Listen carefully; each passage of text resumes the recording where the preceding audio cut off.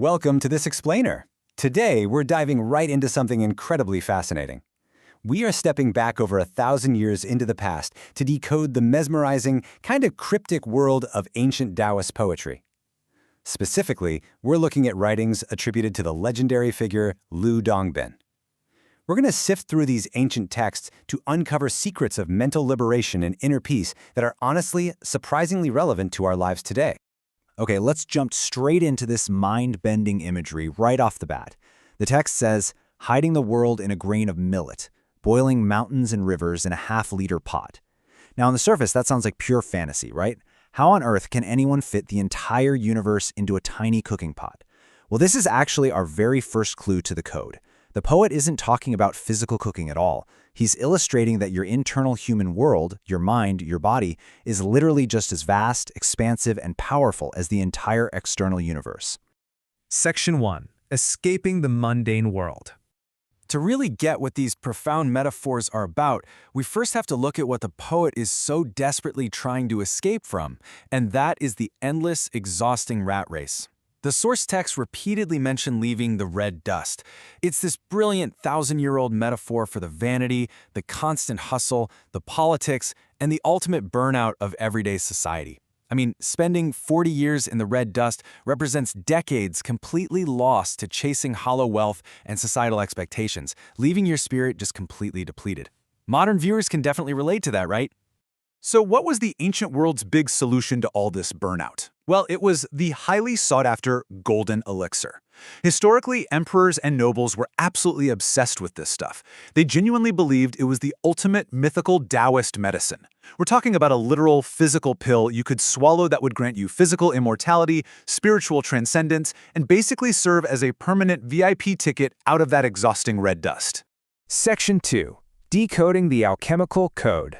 Let's see how this builds, because this frantic, obsessive search for a physical elixir created a massive historical misunderstanding.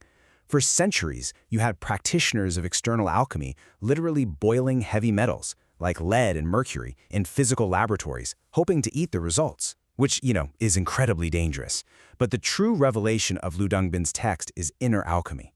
The crucial point here is the contrast between foolishly boiling literal rocks versus the true secret. The laboratory is actually inside of you. Your body is the cauldron, and your mind is the fire. In fact, the poetry actually flat out mocks the literal scientists of the day. It says, do not waste your mental energy. Boiling iron and burning gold will only lead you astray. So the poet is proving that true longevity and spiritual peace aren't found in a physical pill or some ancient chemistry set. If you're looking outward for a magic solution to your internal turmoil, you are looking in the wrong direction entirely. And this brilliantly illustrates the poet's secret code. Throughout the texts, you see these super dramatic ingredients listed: dragon, tiger, lead, mercury, water, and fire. But in the code of inner alchemy, these are all metaphors.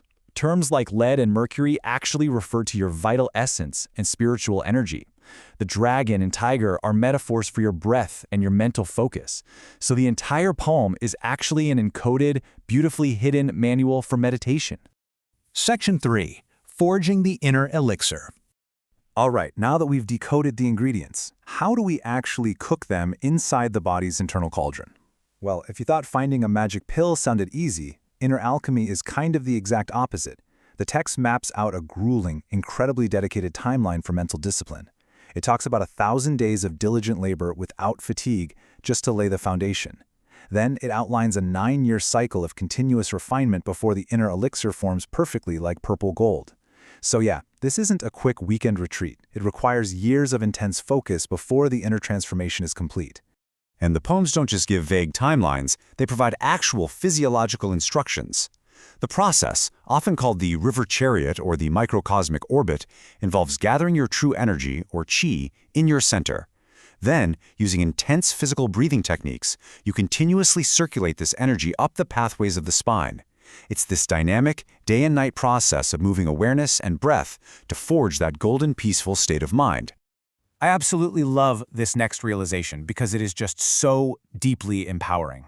The text says, if you can grasp the profound mystery within this, beyond this mystery there is no other. This strips away all the external superstition.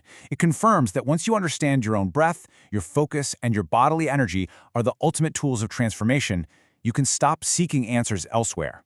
All the magic required to forge the elixir is already hidden, right there inside you. Section 4. The Carefree Taoist Mind. Let's transition to the big payoff here.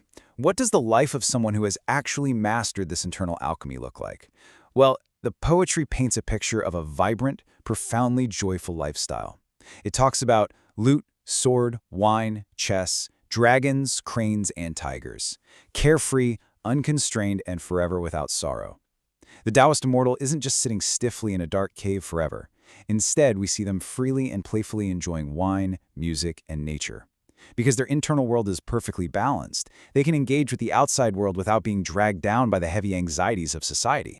And after all those complex metaphors about cosmic cauldrons and golden waves, the text reveals this radical, beautiful simplicity. A gourd of village wine, a single lute. It reveals that true immortality and elevation are ultimately found in extreme simplicity and mental freedom. The enlightened alchemist can just sit with a simple instrument and a basic drink, completely content, effectively laughing at the endless, exhausting pursuit of fame and material wealth happening back in the red dust. Which brings us to a really powerful summary of the alchemist's journey. Since reaching enlightenment for the rest of my life, I have won eternal spring in the immortal realms. By mastering the inner elements of mind and energy, the practitioner creates an unshakable, eternal internal peace. It's a permanent springtime in the mind. So no matter how chaotic, cold, or unpredictable the external world gets, their internal universe remains perfectly warm, bright, and secure. So to wrap up our explainer, we started off talking about literal magic and boiling metals, but look at where we've ended up. I want to leave you with this provocative thought to ponder. Is the mystical, highly sought-after golden elixir ultimately just a peaceful, fully liberated mind? What if this cryptic, thousand-year-old magic poetry is simply the ancient world's most profound guide to modern mental wellness? Think about your own internal cauldron for a second. What are you choosing to cultivate inside it today? Thanks so much for joining me on this journey, and I really encourage you to keep exploring these fascinating concepts.